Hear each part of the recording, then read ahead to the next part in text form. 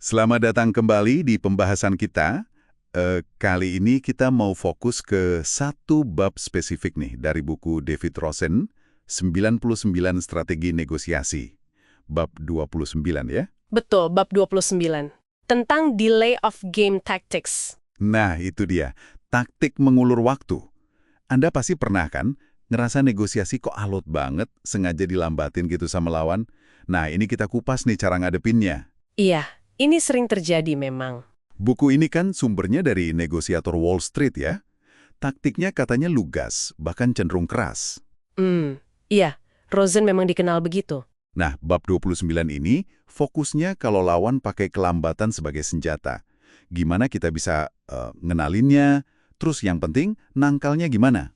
Jadi taktik ulur waktu ini menarik ya, karena seperti nanti juga disinggung di bab 30, ini tuh senjata ampuh loh. Ampuh gimana maksudnya? Ya bayangin aja, lawan sengaja ngatur tempo negosiasi. Mirip kayak di olahraga gitu, ada clock management.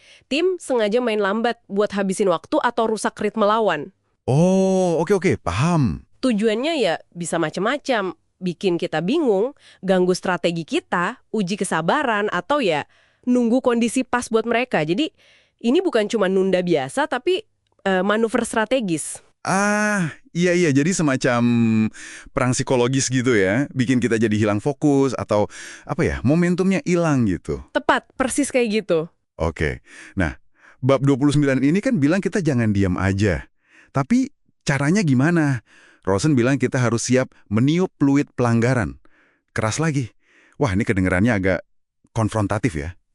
Iya memang. Apa nggak berisiko nanti malah rusak suasana negosiasinya? Nah, ini intinya. Memang kedengarannya berani. Tapi justru itu poinnya menurut Rosen. Dia mendorong konfrontasi langsung. Langsung gimana tuh? Kalau kita udah ngerasa nih, wah ini lawan sengaja memperlambat. Misalnya, nunda jawab terus padahal nggak ada alasan jelas. Atau minta data yang sebenarnya nggak relevan. Atau bolak-balik bilang, aduh belum siap nih. Nah, Rosen bilang, jangan dibiarin. Jangan dibiarin aja, gitu? Iya, risikonya memang ada tentu. Tapi kata Rosen, risiko kalau kita biarin mereka ngendalin alur negosiasi pakai taktik ini itu jauh lebih besar. Kita bisa kehilangan kendali sama sekali nanti. Masuk akal juga sih. Jadi daripada kita diem aja tapi kesel di dalam, mending kita langsung bilang, gitu. Kayak, maaf, saya perhatikan kok prosesnya agak melambat ya di sini.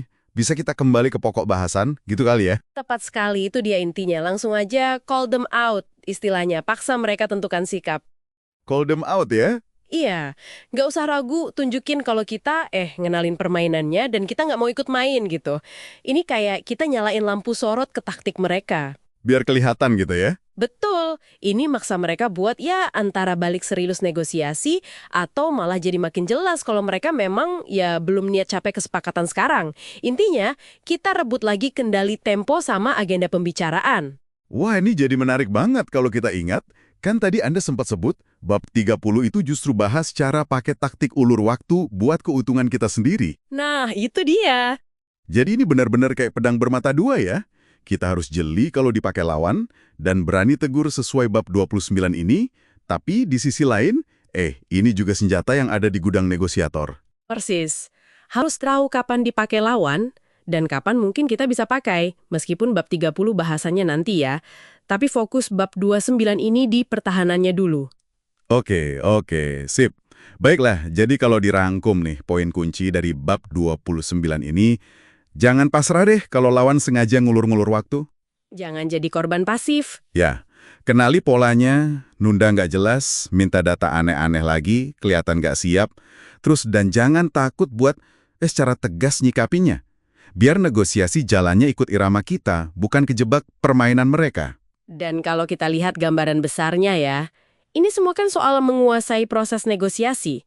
Seringkali, siapa yang pegang kendali alur pembicaraan, itu yang punya keuntungan lebih. Bener juga. Kelambatan yang disengaja itu, wah, bisa ngerusak momentum dan posisi tawar banget kalau dibiarin. Jadi, kemampuan buat ngenalin dan ya secara aktif nangkal, itu seperti kata Rosen, itu skill penting banget. Apalagi di negosiasi yang alot. Penting banget ya. Menarik sekali diskusinya. Nah, sebagai penutup nih, ada satu pertanyaan buat Anda renungkan di rumah. Boleh apa tuh? Selain penundaan yang jelas kayak nunda jawab atau nunda rapat gitu, pernah nggak sih Anda amati cara-cara yang lebih halus gitu, yang mungkin dipakai orang buat ngulur waktu? Mungkin dalam interaksi sehari-hari, kerjaan atau pribadi. Dan, nah gimana cara kita bisa ngeresponsnya dengan efektif, biar tujuan kita tetap jalan, tapi juga nggak sampai ngerusak hubungan? Coba deh direnungkan.